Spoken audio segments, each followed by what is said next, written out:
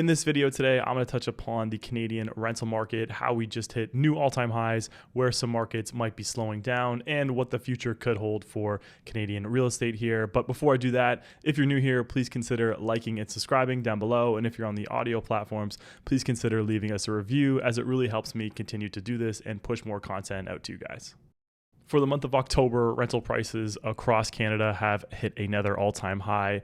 The average asking rent is now $21.78. You compare that to a year ago, it was $19.81. So according to new data from rentals.ca and Urban Nation, average asking rent in Canada hit $21.78 in October, marking a record high for the sixth straight month. However, that figure is up just 1.4% from the prior month. That same month-over-month metric came in at 1.5% in September and 1.8% in August. So basically this is saying that although prices have hit a new all-time high, month-over-month they're slowing down. So what does that kind of mean? It means that maybe it's more cyclical. Usually the real estate market kind of slows down as we get into the winter months and closer to Christmas, but also it might just be less people are out there renting right now. When you compare this number to October of 2022, the national average is up 9.9%. But again, the annual pace of growth has slowed slightly from 11% in September.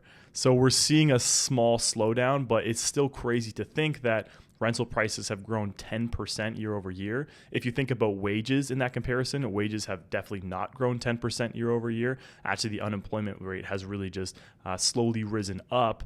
And I guess rental prices have grown over 10% in some month-over-month scenarios. Also, roommate listings have jumped more than 40%. So people looking for a roommate. Compared to October of 2022, listings for roommate accommodations across Ontario, BC, Alberta, and Quebec have grown a staggering 42%. As well, average rent for those same shared accommodations has risen 19% year over year to $964 per month. So here's a chart here. Average asking rents for roommate rentals for the selected cities. So in Vancouver, BC, even if you want a roommate, the average is $1,454 per room. In Calgary, it's $911. In Alberta, it's $737. In Toronto, it's $1,312.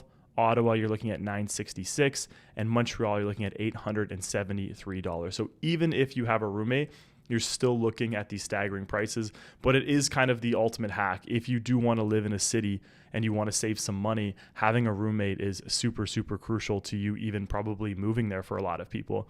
Let's look at the Toronto comparison. You're looking at $1,312 if you have a roommate. If you were to go out and rent a one-bedroom right now, you're probably anywhere from $2,400 to $2,600. So that really drops the expenses. Although it might not be convenient to have a roommate, it can really actually allow you to move downtown as an example. So a couple cities that have lost steam in the rental market, which honestly is no surprise because these two cities pretty much are kind of outliers when you look at average pricing in not only just resale homes, but also in the rental market, is Toronto and Vancouver. So Urban Nation president notes that while rent inflation continues to run hot at a national level, Toronto and Vancouver's rental markets are in the midst of a significant slowdown. In Toronto, for instance, average rent has dipped downward last month for the first time since August of 2021. This marks the continuation of a trend first observed in September when the annual rate of rent growth slowed to a 2-year low. Month over month, rents in Toronto grew by just 0.2%. When you look in Vancouver, annual rent growth has slowed to 4.4% in October, down from 7.7% observed in September. As well, rents in coastal cities slid 3.7% on a month-over-month basis. So it does look like these big cities that have been, so overpriced for so long, it feels like they're actually kind of coming to a slowdown. And I think a big reason for that could be kind of, provincial migration. So people moving out of the city to other places that are more affordable for them and their pocketbooks. They might move more into the suburbs. That might be a bit more affordable. I wouldn't say it's drastic. Or they're just moving to, say, Calgary. You look at those numbers. It's a lot more affordable. I know Calgary is one of the markets that is still in a seller market territory, which probably means the rental market is still very robust as well there. But it's a lot more affordable when you look at the numbers versus Toronto and Vancouver that have just seen this crazy, crazy growth. So why has rent gone up so much? Well, I think it's pretty obvious. You have a lot of people stressing the system. You have immigration at an all-time high, foreign workers at an all-time high, and also international students coming here being at an all-time high.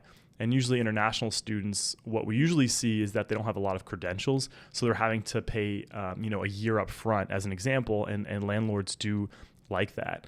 Not only just the number of people coming in, but interest rates being so high, it makes more sense to rent for a lot of people because they just can't qualify for the mortgage, or they're looking at the rental prices and just seeing, wow, that's a huge staggering difference. As an example, to get a $500,000 mortgage right now, you're looking just for the mortgage about $3,000 per month. When you look at the rental price of what that could be, it's probably more like $2,500.